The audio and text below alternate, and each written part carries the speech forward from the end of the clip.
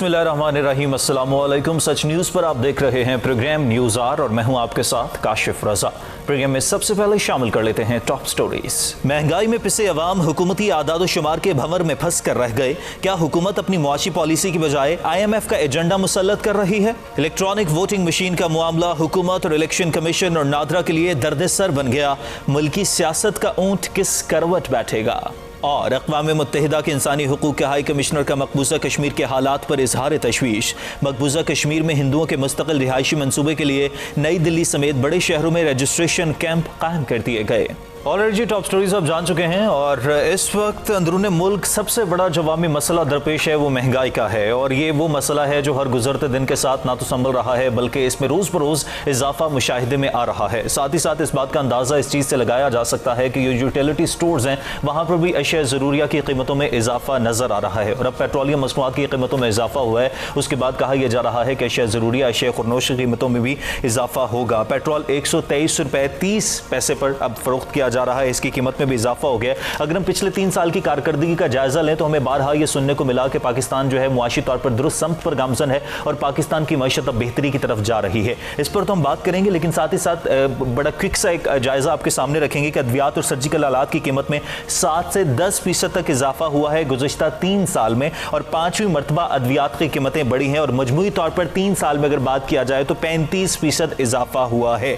मुख्तलिफ अद्वियात हैं जिनमें इजाफा हुआ है और साथ ही साथ अगर दूसरी तरफ बात की जाए तो बिजली की जो कीमतें हैं, बिजली के नर्ख में भी इजाफा हुआ है और पिछले 3 महीनों से ये मुशाहिदा सामने आ रहा है कि अमूमन जो कई कंपनीज हैं उनकी तरफ से लाखों सार्फिन को 37 दिनों के हिसाब से बिल्स भेजे गए हैं। बुनियादी तौर पर आपके सामने ये मुशाहिदा रखने की जरूरत इसलिए दरपेश आई कि हुकूमत की जो पॉलिसीज हैं वो बेहतर क्यों नहीं है, हुकूमत किस तरह से अपनी पॉलिसीज को बेहतर कर सकती है। 3 साल के दौरान जो पॉलिसीज रहीं वो कितनी दुरुस्त थी, मजीद जो वक्त बाकी रह गया है पाकिस्तान तहरीक इंसाफ के पास उनमें किन पॉलिसीज पर काम करने की जरूरत है, किस तरह से पाकिस्तान की मईशत जो है दुरुस्त समत पर गामजन हो सकती है। और डॉलर की कीमत में जो इजाफा हुआ है इस पर भी बात करेंगे क्योंकि कहा यह गया था कि जो स्टेट बैंक है वो इंटरवीन नहीं करेगा, लेकिन स्टेट बैंक इंटरवीन करने के बावजूद भी डॉलर की कीमत में इजाफा हुआ, रुपए की कदर में कमी आई है। Deputy governor state bank doctor Murtaza Syed ने कहा है कि जून 2019 में तारीख साज फैसला किया गया कि अपने एक्सचेंज सिस्टम को बदल रहे हैं, एक फिक्स्ड रेट सिस्टम लाया जा रहा है, फॉरेन रिजर्व को इस्तेमाल किया जाता है ताकि मसनूई तौर पर डॉलर की कदर को कम किया जा सके। आपके लिए हम इस पर भी बात करेंगे कि फिक्स्ड रेट सिस्टम क्या है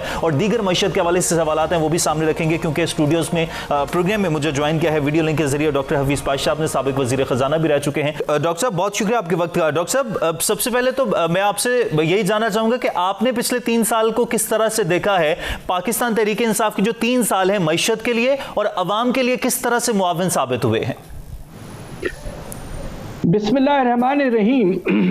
देखिए, 2-3 चीज़ों को हमें अपने नज़र में रखना ज़रूरी है जी। सबसे पहले जब हुकूमत तहरीक इंसाफ की आई थी उस वक्त एक बहुत बड़ा मसला खड़ा हुआ था और वो था आपका तिजारती खसारा जो कि 20 अरब डॉलर तक पहुंच चुका था और आपके रिजर्व्स जो हैं वो काफ़ी हद तक कम हो चुके थे।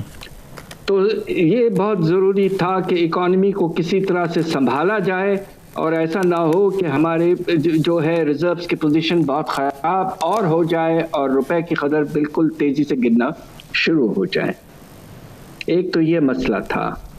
दूसरा, पिछले साल के फरवरी के बाद से आप देखिए कि कोविड में जो मुसलसल एक के बाद एक अटैक्स होते रहे हैं उससे इकॉनमी बुरी तरह से मुतासिर हुई। पिछले साल हुकूमत के आदाद शुमार के तहत शरनमू मनफी 0.5% हो चुका था। हमारा अंदाज़ा ये कि इससे भी ज़्यादा गिरावट आई थी। तो हमारी हुकूमत को अच्छा माहौल यानी कि दुनिया में और मुल्क के अंदर उस लिहाज से अच्छा नहीं मिला और ये कहानी काफ़ी हम देखते हैं कि हर नई हुकूमत को आगाज़ में मुश्किलात होते रहे। ये हमने 2007-8 में भी देखा, 2012-13 में भी देखा, मगर कोविड का जो अटैक है वो पहली दफ़ा उसके असरात नज़र आ रहे हैं। कोशिश की है हुकूमत ने और काफ़ी हद तक तिजारती खसारा पे कामयाबी हो गई थी। पिछले साल कुछ महीने तो सरप्लस में रहा और फिर आखिरी 2-3 महीने में डेफिसिट में गया, मगर कुल डेफिसिट सिर्फ 1.8 अरब डॉलर था, जबकि वो 2.5 साल पहले बहुत ज्यादा था।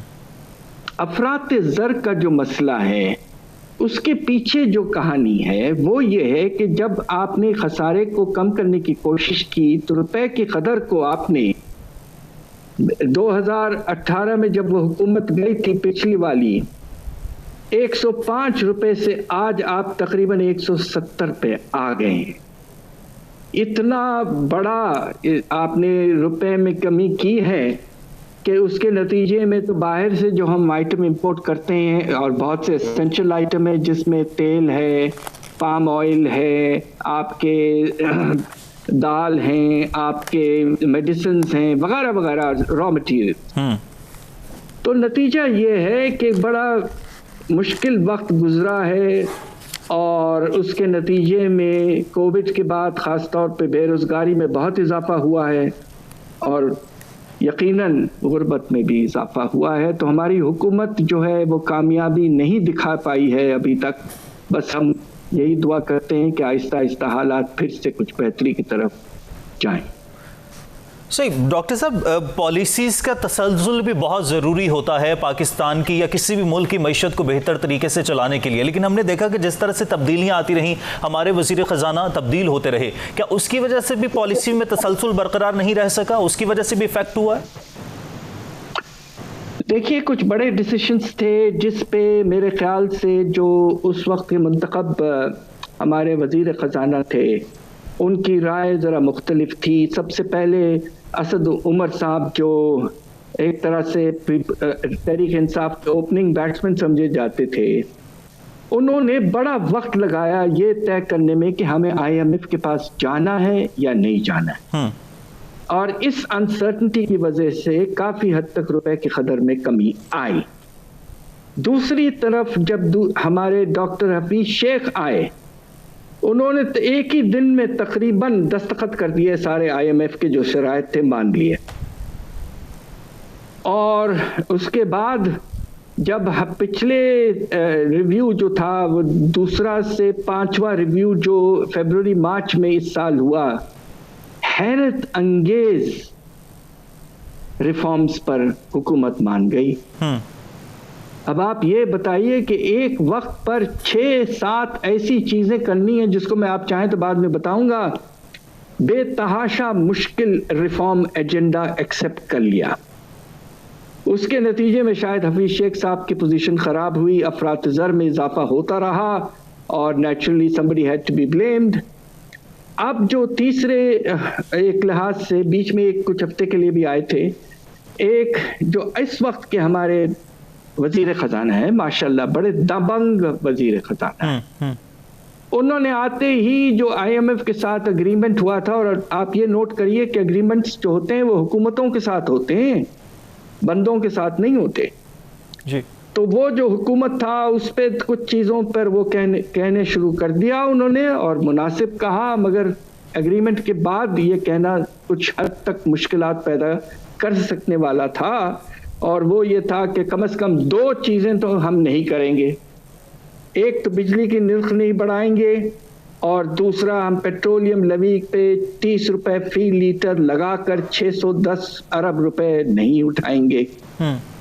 अब आने वाले हफ्तों में देखना यह है कि हमारे फाइनेंस मिनिस्टर साहब का जो एक बड़ा स्ट्रॉन्ग स्टैंड है, और मैं ये समझता हूँ कि मुनासिब है, मगर आपने एग्रीमेंट किया हुआ एक इंटरनेशनल इदारे के साथ, अब ये देखना है कि उनका क्या रिस्पांस आपको तो डॉक्टर साहब, जिस तरह से आपने भी जिक्र किया कि मौजूदा वजीर खजाना ने भी ये बात की कि रुपए की कदर में कमी हुई है, हम IMF के प्रोग्राम में मौजूद हैं, इसके अलावा कर्जों का बोझ भी बढ़ता जा रहा है, साथ ही साथ और भी बहुत सारी चीज़ें हैं जो दीगर मसाइल हैं, चैलेंजेस हैं, दरपेश हैं, तो कहा यह जा सकता है कि फिर हुकूमत की जो अपनी मौशी पॉलिसी है उसकी बजाय IMF के एजेंडे के मुताबिक हम चल रहे हैं। फिर देखिए, अभी तक तो 2019 के बाद जब से जून में एग्रीमेंट हुआ तो आप इसी रास्ते पे चल पड़े, IMF वाले रास्ते पर। अब मगर अफसोस ये है कि 5वें रिव्यू के वक्त आपने बहुत ज़्यादा कंसेशन कर दिए, बहुत ज़्यादा आपने सख्त रिफॉर्म्स मान लिया। अब आप ये सोचिए कि आपने ये तय किया कि बिजली की निर्ख में 4 रुपये 95 495 रुपीस पर लीटर बढ़ाएंगे और सब पे। तो जो गरीब तबका है जिसका रेट 2 रुपये था वो भी इतना बढ़ने वाला था, और आपने फरवरी में 1 रुपये 95 पैसे से बढ़ाया और सब पे बढ़ाया, तो जो सबसे गरीब तबका है उनकी निर्ख में तकरीबन 2 गुना हो गया। ये कौन सा निज़ाम है? दूसरी तरफ आपको सर्कुलर डेट को कंट्रोल करना है, बहुत सी चीज़ें आप और करनी है। आपने आसान तरीका ढूंढ दिया कि निर्ख बढ़ा लें, जो मुश्किल गवर्नेंस रिलेटेड थे वो आपने नहीं किए। टैक्स के निज़ाम में जो सबसे ज़्यादा अफसोसनाक बात है कि अमीर तबके को जो बेशुमार एग्जेम्पशन और कंसेशन पाकिस्तान ने दिए हैं पिछले 50-60 साल से, उनको आपने बिल्कुल छुआ ही नहीं है। और आप जाकर गरीब तबके पर टैक्स बढ़ा देते हैं। चीनी पे बढ़ा दिया, पहले वेजिटेबल घी पे बढ़ा दिया, अब तेल पे अभी भी लगा हुआ है कुछ। तो ये सब पॉलिसियाँ जो हैं ये नामुनासिब हैं। देखिए, पाकिस्तान में इनकम टैक्स का निज़ाम जो है वो बहुत पीछे चले गया है। इनडायरेक्ट टैक्सेस का शेयर जो कि आम लोगों पर पड़ता है बर्डन, वो अब तकरीबन 80% है आपके रेवेन्यूज का। इनकम टैक्स से कुल मुश्किल से 20% उठा रहे हैं आप। ये शर्म की बात है। मैं टैक्स रिफॉर्म्स पर भी आपकी राय लेना चाहूंगा, लेकिन उससे पहले अभी जो डॉलर की कीमत ऊपर गई है, रुपए की कदर में कमी आई है। पहले ये कहा गया कि स्टेट बैंक इंटरवीन नहीं करेगा, लेकिन उसके बाद 1.2 बिलियन डॉलर जो हैं वो मार्केट में डंप कर दिए गए स्टेट बैंक की तरफ से, लेकिन उसके बावजूद डॉलर की कदर ऊपर गई, रुपए की कदर में कमी आई है। अब डिप्टी गवर्नर स्टेट बैंक ये बात कर रहे हैं कि जी डॉलर के लिए फिक्स्ड रेट सिस्टम ला रहे हैं। मैं चाहूंगा कि हमारे जो नाज़रीन हैं उनके लिए जरा वजाहत कीजिएगा कि फिक्स्ड रेट सिस्टम क्या है, उससे डॉलर फिक्स हो जाएगा? देखिए, उसमें यह है कि उसका एक झलक तो आपने पिछली हुकूमत के ज़माने में देखा था, जबकि रुपए की कदर तकरीबन 1.5-2 साल कम से कम, उससे भी ज़्यादा, आपने 105 रुपए पे तकरीबन सेट करके रखा था रुपए फी डॉलर। उसके नतीजे में आपने देखा कि आपके एक्सपोर्ट्स में जो ग्रोथ है थोड़ी सी हुई यकीनन 2-3 अरब डॉलर की, मगर उससे ज़्यादा हमें ज़रूरत थी। मगर सबसे ज़्यादा जो नुकसान हुआ था उस वक्त वो ये हुआ था कि आपके इंपोर्ट्स में बहुत इजाफा दरामदाद में हो गया था, और इसी के नतीजे में आपका तिजारती खसारा रिकॉर्ड लेवल पे पहुंच गया था 20 अरब dollar. Fixed exchange rate policy आप उस वक्त इस्तेमाल कर देखिए, होगा ये कि आप IMF से अगर बातचीत जारी रखेंगे तो IMF तो इस बात पे बिल्कुल राजी नहीं होगा। दूसरा, अगर आपने ये इंस्ट्रूमेंट जो है पॉलिसी का इस्तेमाल करना छोड़ दिया तो आपको दूसरे इंस्ट्रूमेंट्स इस्तेमाल करने पड़ेंगे, और वो क्या है? आपको सरे सूद को बहुत बढ़ाना पड़ेगा। दूसरा, आपको बहुत से आइटम ऐसे हैं, खासतौर पे जो नॉन एसेंशियल हैं, गाड़ियां हैं वगैरह वगैरह, खाने पीने की अशिया जो अमीर लोग लेते हैं मार्केटों से, उन सब चीज़ों पर टैक्स नुमाया तौर पर बढ़ाना पड़ेगा। तो अब आप ये देखिए कि कौन सी पॉलिसी बेहतर होगी। मेरा ख्याल ये कि अगर आप ग्रोथ की बात कर रहे हैं तो सरे सूद को अगर आप बढ़ाते हैं तो उसका बहुत बुरा असर पड़ता है। अलबत्ता अगर एक्सचेंज रेट को आप गिराते हैं तो उससे अफरात ज़र पे बहुत असर पड़ता है। तो ये बड़ा मुश्किल चॉइस है। अब देखिए हुकूमत अब क्या चॉइस लेगी, और ख़ास तौर पे IMF से साथ बातचीत में क्या तय होने वाला है। सही। डॉक्टर साहब, इन्वेस्टमेंट का बड़ा जिक्र किया गया था कि फॉरेन इन्वेस्टमेंट पाकिस्तान में आएगी, सरमायाकारी जब पाकिस्तान में आएगी तो पाकिस्तान की मईशत तरक्की करेगी, बहुत संभाला मिलेगा। लेकिन नए माली साल के पहले महीने में हमने देखा कि फॉरेन डायरेक्ट इन्वेस्टमेंट में कमी आई है और काफ़ी कमी आई है। इस हवाले से सवाल ये भी बनता है कि कमी क्यों आई है, लेकिन साथ ही साथ ये भी कि चाइना की तरफ से इन्वेस्टमेंट की जाती थी, सरमायाकारी पाकिस्तान में आती, लेकिन इस महीने उसमें भी कोई खातिर खा में इजाफा नजर नहीं आया। मुत्तहिदा अरब अमारात की सरमायाकारी में भी कमी देखने में आई है। तो सरमायाकारी कम क्यों होती जा रही है पाकिस्तान में? क्या हम ट्रस्ट नहीं बिल्ड कर पा रहे हैं फॉरेन इन्वेस्टर का? देखिए, एक वक्त ऐसा था कि हम सालाना 4-5 अरब डॉलर हमारे यहाँ फॉरेन डायरेक्ट इन्वेस्टमेंट हुआ करता था। पिछले साल यह मुश्किल से 1.5 अरब डॉलर था और पहले 2 महीने में 25% के लगभग कमी आई है। अब इसकी कुछ वजूहात हैं। एक तो वजह यह है कि चाइनीज जो पैसा आ रहा था वो पहले यकीनन आपके इन्वेस्टमेंट में इस लिहाज से लग रहा था कि उन्होंने बहुत पैसा इन्वेस्ट किया है कोल पावर प्रोजेक्ट्स में और तकरीबन 8 से 10 हज़ार मेगावाट्स की कैपेसिटी क्रिएट की गई है। वो स्टेज तकरीबन ख़त्म हो चुका है, इसलिए कमी आना उस लिहाज से ज़रूरी था।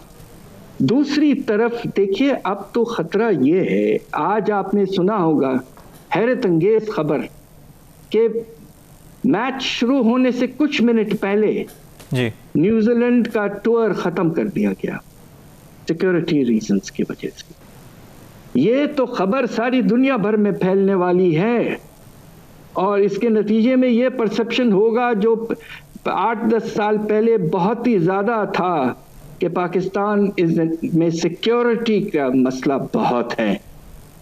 इस माहौल में प्राइवेट इन्वेस्टमेंट बाहर से आना तकरीबन गैर मुमकिन। ठीक है, तो डॉक्टर साहब, इसी सिचुएशन को फिर देखते हुए आप आने वाले चंद महीने, अगला साल किस तरह से देख रहे हैं? क्योंकि उसके बाद इलेक्शन का साल होगा। सोशल इकोनॉमिक पॉलिसीज जो हैं गवर्नमेंट की, वो इलेक्शन में फायदा दे सकेंगी, मुल्क को फायदा दे सकेंगी, या फिर हुकूमत को कोई बड़ा ब्रेक थ्रू करना पड़ेगा? आपकी इजाजत है तो मैं कुछ थोड़ा सा खुल के बात करूं। जी। यकीनन हम इलेक्शन साइकिल में जा रहे हैं और जा चुके हैं एक लिहाज से। IMF के साथ जो प्रोग्राम है, जिस तरह मैंने कहा कि उसमें बहुत सख्त शरायत मौजूद हैं और उन्हें हम पूरा नहीं कर पा रहे, और अगर पूरा करने की तरफ जाएंगे तो होगा ये कि अफरात ज़र और ज़्यादा और बेरोज़गारी में ख़तरा ये कि और ज़्यादा इजाफा। क्या इलेक्शन साइकिल को देखते हुए हमारी हुकूमत क्या करे, ये बहुत बड़ा सवाल है। अगले कुछ हफ्तों में इसका जवाब मिल जाएगा। 2 तरह की पॉसिबिलिटी है। एक तो ये कि हुकूमत, जिस तरह बहुत से पहले हुकूमतों ने किया है कि तीसरे साल के बाद IMF प्रोग्राम ख़त्म कर दिया, पिछली हुकूमत ने भी यही किया था, मगर वो पूरा करके किया था। पूरा प्रोग्राम उन्होंने पहली दफ़ा तारीख में पूरा किया था। अब सवाल ये पैदा होता है कि चूंकि सख्त शरायत हैं और उससे सियासी तौर पर और नुकसान हो सकता है, तो क्या हमारी हुकूमत ये डिसीजन लेगी कि हम IMF से कहेंगे कि भाई हमें अब आपसे जो है, हमें आपसे कोई उम्मीद नहीं है। ख़ास तौर पे अब देखिए ना, 2.8 अरब डॉलर हमें SDRs में मिल गए हैं, जिसने कुशन दिया है हमें IMF से। तो फिर हम एक्सपेंशनरी फिस्कल पॉलिसी और मॉनेटरी पॉलिसी चलाएंगे और कोशिश करेंगे कि किसी तरह से जो तिजारती खसारा है वो पूरा हो जाए और इलेक्शन प्री मैच्योरली करवा लें। एक तो ये ऑप्शन है। दूसरा ऑप्शन ये कि आप बराबर चलते रहें, 5 साल पूरे करने की कोशिश करें और कोई मिडिल रोड देखें, IMF से बात करें और IMF के साथ कोई अंडरस्टैंडिंग बीच की डेवलप करके आगे बढ़ें और इकोनॉमी को संभालें और आहिस्ता आहिस्ता आगे बढ़ने की कोशिश करें। ओके। बहुत शुक्रिया। डॉक्टर हफीज़ पाशा हमारे साथ मौजूद थे। मुल्क में मुआशी तौर पर जो सूरत हाल चल रही है उस पर तफसील से बात कर रहे थे। हम इस वक्त ट्रांजिशनल फेज़ में हैं और इस पर पॉलिसीज़ को दुरुस्त करने की ज़रूरत है। सोशल इकनॉमिक पॉलिसीज़ जो हैं वो हुकूमत के लिए इलेक्शन के साल में उस तरह से तो बेहतर साबित नहीं हो सकती, लेकिन अभी भी वक्त है कि चीज़ों को बेहतर और स्ट्रीमलाइन किया जा सकता है। ब्रेक लेते हैं, ब्रेक के बाद वापस आएंगे। वापस आने के बाद सियासी सूरत हाल की बात करेंगे और साथ ही साथ जो पहले इदारे और हुकूमत आमने सामने थे, अब इदारे आमने सामने हैं और ये जो सूरत हाल बिगाड़ की तरफ जा रही है, इसकी क्या वजूहत तरफ से बात करेंगे। एक ब्रेक के बाद देखते रहिए न्यूज़। ऑलराइट जी, वेलकम बैक। ब्रेक के बाद वापस आने का शुक्रिया। पाकिस्तान में इस वक्त लग ये रहा है कि सूरत हाल बिगाड़ की तरफ जा रही है। सियासी तौर पर हम देख रहे थे कि पहले इलेक्शन कमीशन और हुकूमत आमने सामने थे इलेक्ट्रॉनिक वोटिंग मशीन के मामले पर, और अब लग ये रहा है कि नादर और इलेक्शन कमीशन आमने सामने है। सूरत हाल किस तरफ जा रही है, तो इस पर बात करेंगे। दूसरी तरफ पॉलिटिकली भी बात करेंगे कि सियासी तौर पर हम देख रहे हैं कि ऑपोजिशन एक बार फिर से हुकूमत को टफ टाइम देने की कोशिश कर रही है और साथ ही साथ पीडीएम के इजलास हो रहे हैं, और दूसरी तरफ नून लीग के अंदरूनी तौर पर जो इख्तिलाफात हैं वो कहीं ना कहीं हमें नजर आते हैं। क्योंकि इससे पहले हमने देखा था कि एक टॉक शो में ख्वाजा आसिफ साहब ने जिस तरह से बात की थी कि पाकिस्तान पीपल्स पार्टी बहुत अच्छी सियासत कर रही है, लेकिन नून लीग जो है वो मैच्योरिटी की सियासत नहीं कर रही है। अब दूसरी तरफ हमने देखा कि जावेद लतीफ साहब की जानिब से भी कहा गया कि पार्टी में कुछ लोग ऐसे हैं जिनको बाकायदा तौर पर पार्टी के बयानी को खराब करने की असाइनमेंट दी जाती है, और उन्होंने कहा कि ये वो लोग हैं जो मुफाहमत की बात कर रहे हैं। तो ये उनका इशारा किस तरफ था, अंदरूनी तौर पर और भी बड़ी खबरें सामने आ रही हैं, इस पर बात करेंगे। और साथ ही साथ हम ये भी बात करेंगे कि आगे जिस तरह से वक्त गुजरता जा रहा है तो पाकिस्तान में सियासी तौर पर इस्तेहकाम आ सकेगा या नहीं आ सकेगा। पाकिस्तान तहरीक इंसाफ किस तरह से एक पेज पर लेकर आएगी, खासतौर पर ईवीएम के मामले पर, दीगर मामला पर। टेलीफोन लाइन पर मुझे सीनियर एंकर पर्सन, सीनियर सहाफ़ी तज्ज़ियाकार मुझे ज्वाइन कर चुके हैं मंसूर अली खान साहब। मंसूर साहब, बहुत शुक्रिया आपके वक्त का। मंसूर साहब, सबसे पहले तो आपसे जरा जानना चाहूंगा कि आप जिस तरह से ये सूरत हाल देख रहे हैं कि पहले इलेक्शन कमीशन और पाकिस्तान तहरीक इंसाफ यानी कि हुकूमत आमने सामने थे, अब नादर और इलेक्शन कमीशन आमने सामने हैं। पहले इदारे के सामने हुकूमत थी, अब इदारे एक दूसरे के आमने सामने हैं। तो ये बिगाड़ की तरफ जा रही है सूरत हाल? देखिए, मेरे ख्याल में काफी बदकिस्मती का मुकाम है ऐसे मौके के ऊपर जब पूरे मुल्क को जो है इकट्ठा होने की, एक जगह जमा होने की जरूरत है जियो पोलिटिकल सिचुएशन को देखते हुए। इस मौके के ऊपर सियासी जमातों के दरमियान बढ़ता हुआ खलीज और इसके साथ साथ अब इदारे और सियासी जमातें भी आमने सामने आके खड़ी हो गई हैं। जहां तक आपने अगर बात की नादरा की और इलेक्शन कमीशन ऑफ पाकिस्तान की, तो ये ज़हन में रखिएगा कि नादरा के चेयरमैन जो है वो भी रिसेंटली अपॉइंट किए गए थे इसी हुकूमत की जानिब से, और उनके बारे में तासुर यही है कि वो पाकिस्तान तहरीक इंसाफ की वैसे भी बड़े करीबी समझे जाते हैं। तो अगर इसको मैं ये कहूँ कि नादरा और कम से कम हुकूमत जो है इस मामले में एक पेज के ऊपर है, तो ये गलत ना होगा। जहां तक बात है इलेक्शन कमीशन ऑफ पाकिस्तान की, तो इलेक्शन कमीशन ऑफ पाकिस्तान के जो चेयरमैन, जो चीफ इलेक्शन कमिश्नर हैं, उनको मौजूदा वजीर आजम ने खुद अपॉइंट किया था और ये सजेशन भी उनकी अपनी थी। तो ऐसे मौके के ऊपर अपनी लगाई हुई सजेशन के खिलाफ जो है वो इस किस्म के बयान देना, उसी इदारे के खिलाफ आके खड़े हो जाना, मेरे ख्याल में ये कोई अच्छा सिग्नल नहीं जा रहा। और ध्यान में रखिएगा कि जब उनकी अपनी रिकमेंडेशन थी तो शहबाज शरीफ साहब ने बतौर ऑपोजिशन लीडर इमरान खान साहब की सजेशन को कबूल किया था और ये कहा था कि सिकंदर सुल्तान राजा को ही चीफ इलेक्शन कमिश्नर लगा देना चाहिए। अच्छा, दूसरी बात यह कि ब्यूरोक्रेट्स के साथ वो लोग जो इदारों के सरबराही करते हैं, चाहे वो FPR हो, चाहे वो चीफ सेक्रेटरी पंजाब हो, चाहे वो IG पंजाब हो, हमने ये भी देखा है कि इस हुकूमत की जो एक्सपेक्टेशंस हैं या फिर जो कम्युनिकेशन का एक प्रॉब्लम है उसमें कोई भी पूरा नहीं उतरता।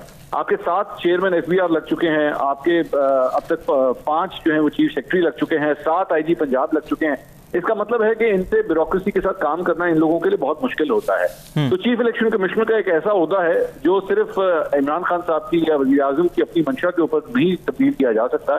एक बड़ा लंबा चौड़ा प्रोसेस है जिसमें आपको जाके उनके खिलाफ रेफरेंस फाइल करना पड़ता है, सिर्फ एक सिग्नेचर के साथ उनको नहीं हटाया जा सकता। तो यहाँ पे आके मेरे ख्याल में इनके लिए प्रॉब्लम होगी है कि हम ये चीफ इलेक्शन कमिश्नर के साथ काम कर नहीं पा रहे और ये चाहते हैं कि चीफ इलेक्शन कमिश्नर अपनी सीट छोड़ के चले जाएं, और वो इनके लिए मुमकिन नहीं।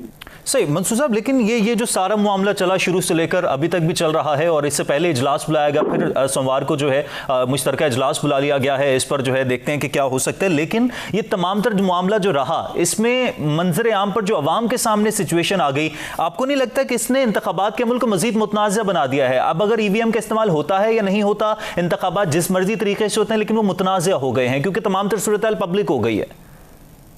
मेरे ख्याल में यहाँ पे सिचुएशन जो है कुछ हद तक तो डिलिबरेटली लगता है खराब की गई है और कुछ हालात और वाकयात की वजह से हो गई है। 2 मुतनाज़ा चीजें हैं जी इस पूरे प्रोसेस के अंदर। इलेक्ट्रॉनिक वोटिंग मशीन ऑपोजिशन जो है उसको कबूल नहीं है और जो चीफ इलेक्शन कमिश्नर हैं वो लगता है हुकूमत को कबूल नहीं है। तो दो एक ऐसी चीजें हैं जिनके ऊपर मुझे लग रहा है एंड में जाके यही होगा कि हुकूमत ये कहेगी कि अगर हमने अगला इलेक्शन पाकिस्तान तहरीक इंसाफ में लड़ना है तो इस चीफ इलेक्शन कमिश्नर के अंडर नहीं लड़ेंगे, और ऑपोजिशन का ये कहना है कि अगर अगला इलेक्शन लड़ना है तो हम इलेक्ट्रॉनिक वोटिंग मशीन के साथ नहीं लड़ेंगे।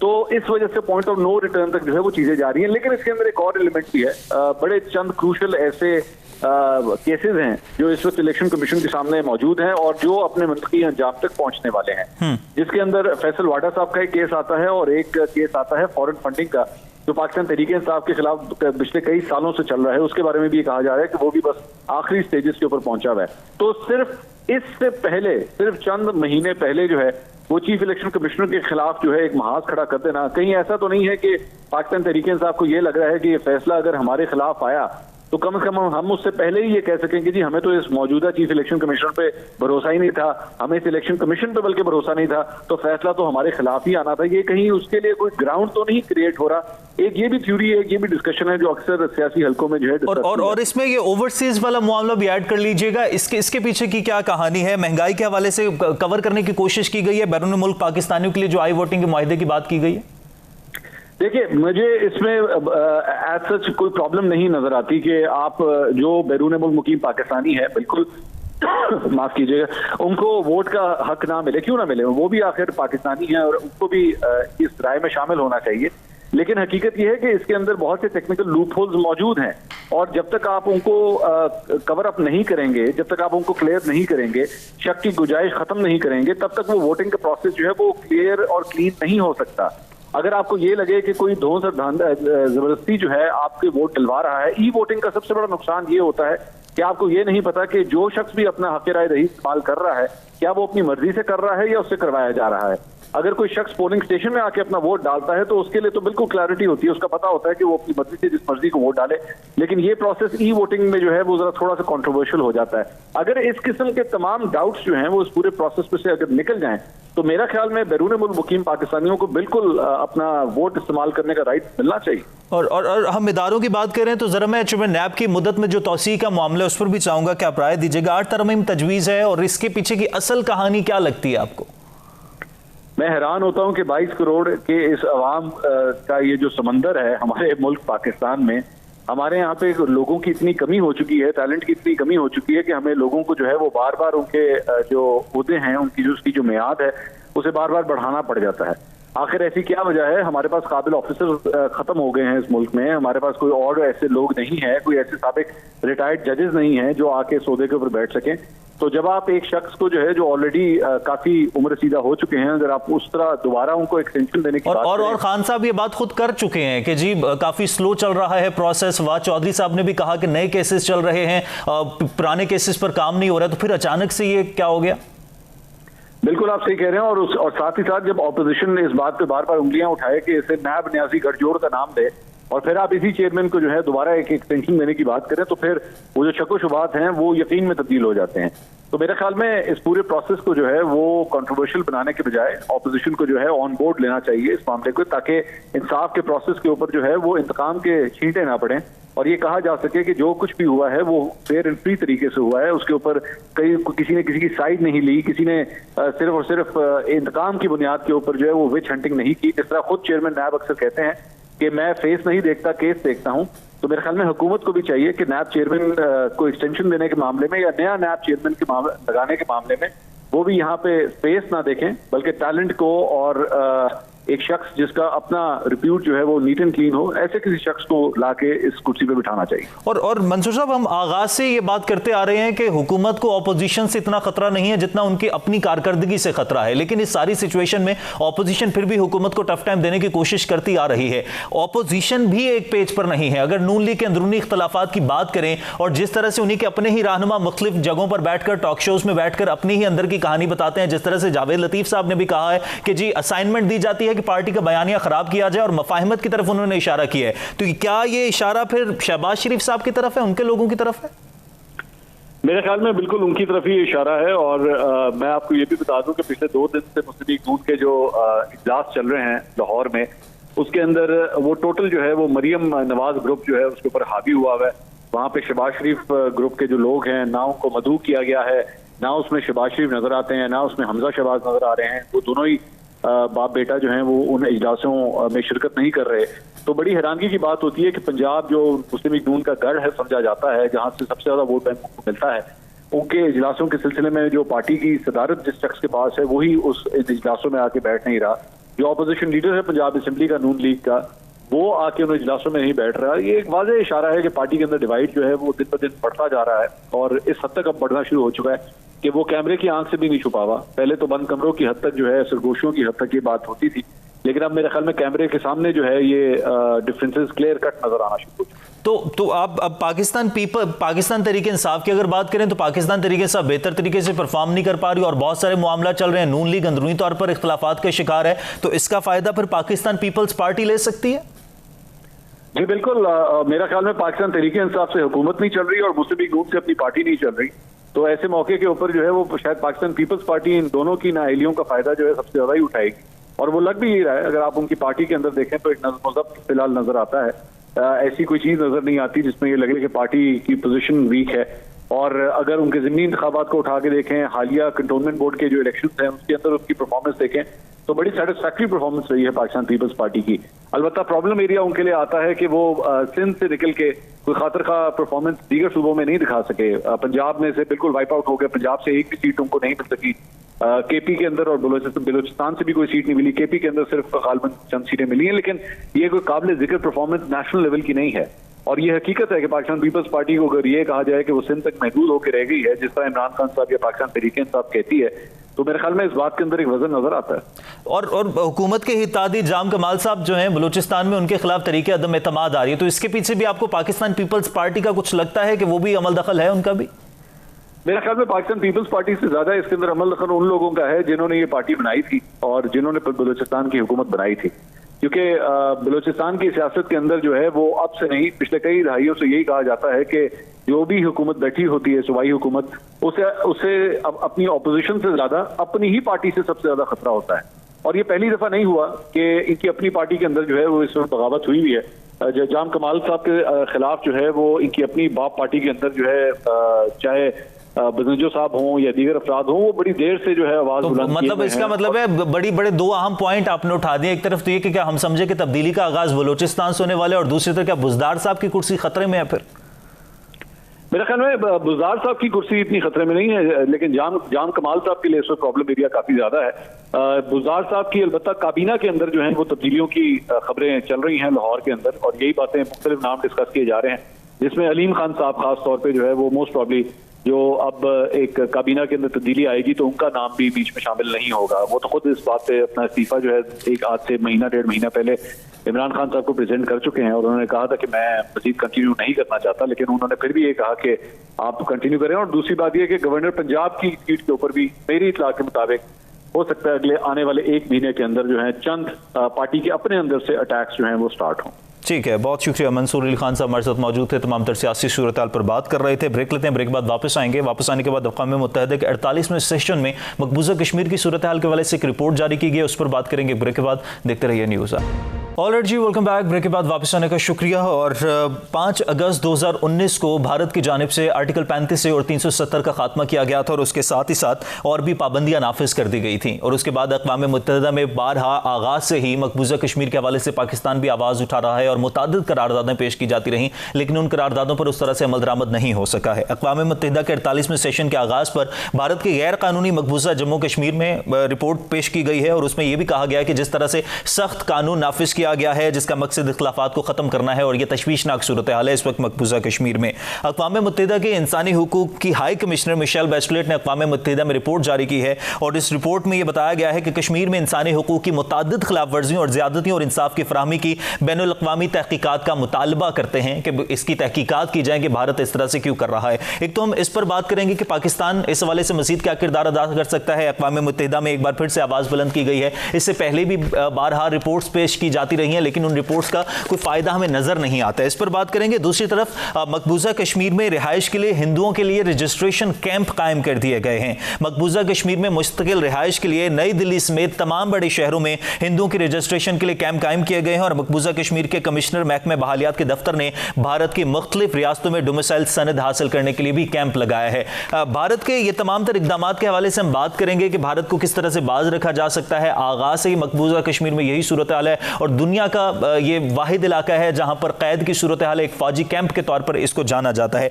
इस सारी सूरत हाल पर बात करने के लिए मुझे प्रोग्राम में ज्वाइन किया है कश्मीर से ही सीनियर सहाफ़ी हैं और तमाम तर सूरत हाल पर नजर भी रखे हुए नाइमा मजहूर साहिबा ने। बहुत शुक्रिया नाइमा साहिबा। नाइमा साहिबा, इस वक्त मकबूजा कश्मीर की जो सारी सूरत हाल है, सबसे पहले तो मैं आपकी राय लेना चाहूंगा कि क्या सूरत हाल है, किस तरह से सारी सिचुएशन को देख रही हैं और भारत जो ओछे हथकंडे अपना रहा है उनको किस तरह से देख रही हैं?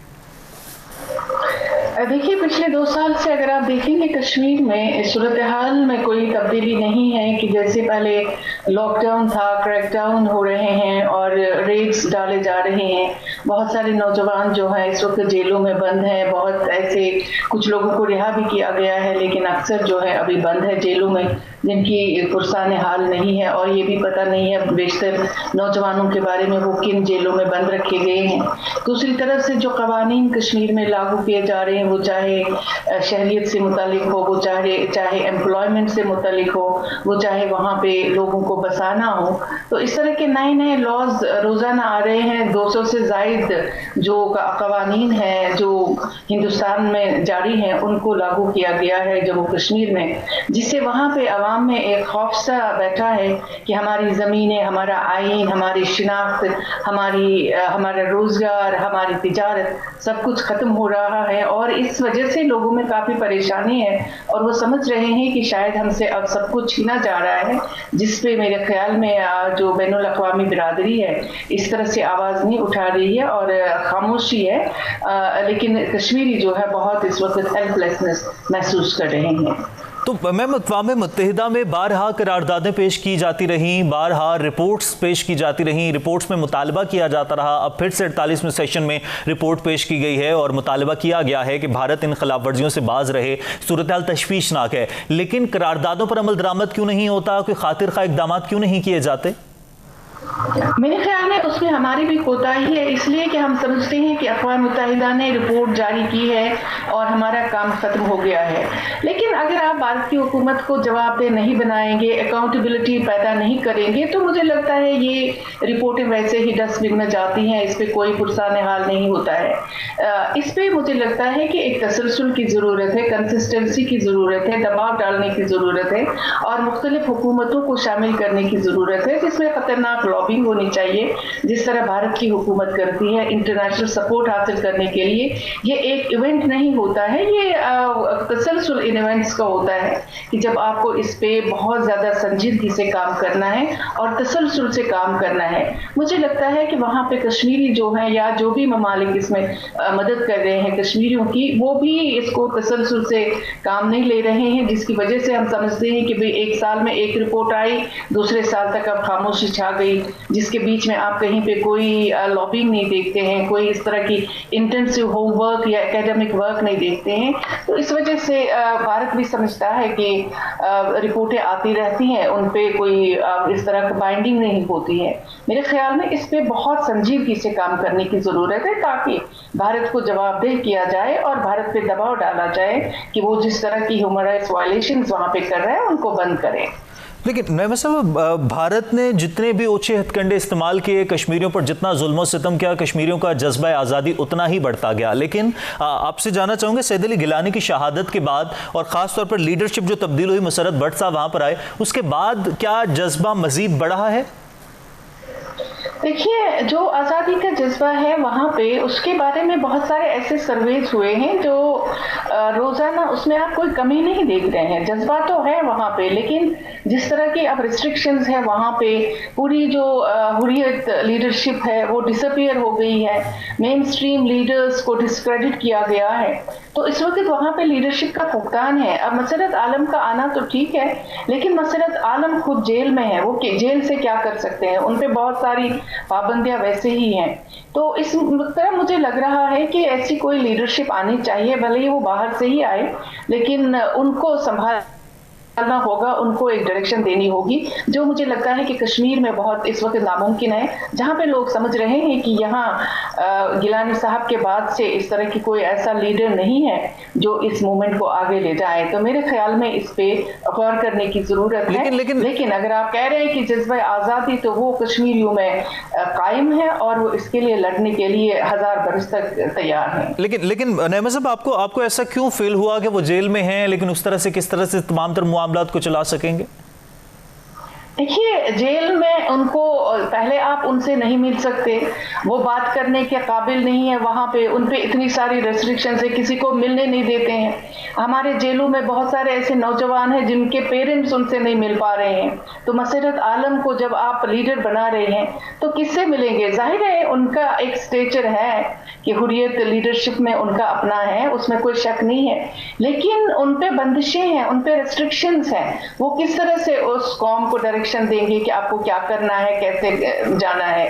कोई ऐसे लीडरशिप भी, कोई ऐसा लीडर भी तो होना चाहिए कि जो वहां पे फिजिकली मैदान में आके आवाम को एक हौसला दे और उनको जिस तरह से आगे जाना तो ये सारी सूरत हाल हमारे सामने है और इस पाकिस्तान शुरू से किरदार अदा करता आ रहा है। इस पर भी कुछ कहिएगा कि पाकिस्तान इस सूरत हाल में क्या किरदार अदा कर सकता है कि जब वहां की लीडरशिप जिस तरह से आप जिक्र कर रही हैं कि उस तरह से नहीं लेकर चल सकती तमाम तर मामलात को, और दूसरी तरफ जितना भी किया गया है भारत आगे ही बढ़ता जा रहा है, भारत बाज नहीं आ रहा। जिस तरह से वहां पर डोमिसाइल दिए जा रहे हैं, रजिस्ट्रेशन कैंप कायम किए जा रहे हैं कि मकबूजा कश्मीर के हवाले से, तो इसमें पाकिस्तान फिर फर्दर क्या किरदार अदा कर सकता है?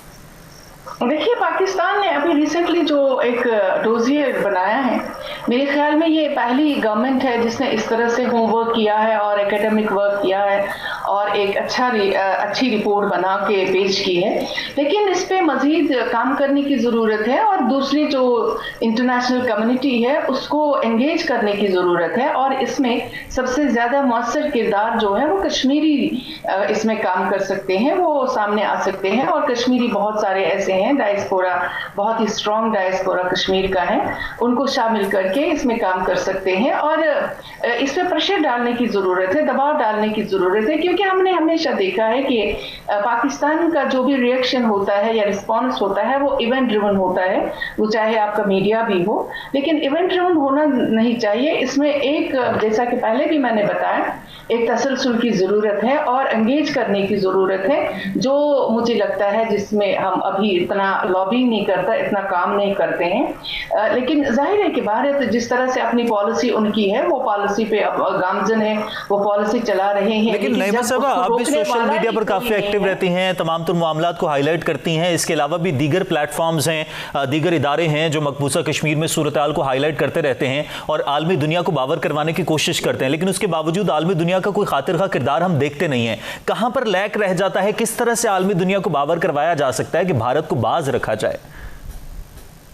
देखिए, मुझे लगता है कि ये भी सही नहीं है कि आलमी बिरादरी को पता नहीं है। अभी आपने देखा होगा कि पिछले 2 साल में जो कुछ एक्टिविटी कश्मीर पे हुई है, वो चाहे अमेरिकी कांग्रेस है, वो चाहे बरतानिया की पार्लियामेंट हो, वो चाहे यूरोपियन पार्लियामेंट हो, कहीं पे भी अगर आप देखेंगे काम हो रहा है। लेकिन मेरे ख्याल में मुझे लग रहा है कि हम इस पे इतना फिर संजीदगी से काम नहीं करते। जैसे अगर अमेरिकी कांग्रेस में एक इजलास हुआ या 2 इजलास हुए, उसके बाद हमने इतना प्रेशर नहीं डाला कि वो और मजीद इजलास करें और ये पता किया जाए कि अगर उन्होंने भारत के साथ कोई राब्ता, कोई कॉरेस्पॉन्डेंस की है, वो कहाँ पहुंची है, या पाकिस्तान के जो हाई कमीशन है वो क्या काम करते हैं और किस तरह से। सिर्फ आप वहां पे एक सेमिनार करके ये बताना चाहेंगे कि भाई कश्मीर का मसला है, मुझे लगता है इस पे बहुत ज्यादा एकेडमिक वर्क चाहिए। और जैसा कि पहले मैंने बताया कि सबसे ज्यादा मौसर आवाजें जो हैं वो कश्मीरियों की हैं, उनको तो आपके कहने का मतलब है, if I am not wrong, कि अफगानिस्तान के मसले की वजह से अटेंशंस भी डाइवर्ट हुई हैं और दीगर जब मसाइल आते हैं तो अटेंशंस डाइवर्ट हो जाती हैं, जिसकी वजह से मकबूजा कश्मीर का मामला कहीं दब कर रह जाता है। वो तो सही बात है ना। देखिए, पाकिस्तान के अपने मसाइल हैं, हम इसको समझते हैं और कश्मीरी कौम भी इसको समझती है, रियलाइज करते हैं। लेकिन सवाल ये है कि अगर आप कह रहे हैं कि आप कश्मीर के मसले के एक स्टेक होल्डर हैं, एक फरीक हैं, तो आपको उसी तरह से इस मसले को लेना होगा। लेकिन ये फीलिंग है बहुत सारे कश्मीरियों में कि जो एक फरीक को रोल अदा करना चाहिए, जितनी सीरियसनेस उसमें होनी चाहिए वो नहीं है। वो वही एक ल्यूक वार्म तरह का एक रिस्पॉन्स होता है और एक इवेंट ड्रिवन रिस्पॉन्स होता है। और नहीं बस आखिर में वेरी क्विकली, मोदी साहब की हुकूमत खत्म होने से पहले आप कोई मेजर इवेंट एक्सपेक्ट कर रही हैं कि हो सकता है? मेरे ख्याल में मुश्किल ही है, और क्योंकि हिंदुस्तान की जो आबादी है वो मोदी साहब को बहुत पसंद करते हैं और उनकी पॉलिसियों से खुश हैं, तो मुझे नहीं लगता है कि इस तरह का कोई ऐसा इवेंट होगा। तो बाकी अल्लाह पे है कि वो बहुत सारे मुआवजे भी करता है, और हो सकता है कि ऐसा मुआवजा भी हो कि बहुत सारी दुनिया में, खासतौर से जनूबी एशिया में अमन कायम हो और ऐसे लोगों से छुटकारा हासिल हो जो अमन नहीं चाहते। ठीक है, बहुत शुक्रिया नईमा महजूर साहिबा हमारे साथ मौजूद थी और कश्मीर की तमाम तर सूरत हाल पर बात कर रही थी। आज के प्रोग्राम से इजाज़त दीजिए। अल्लाह ने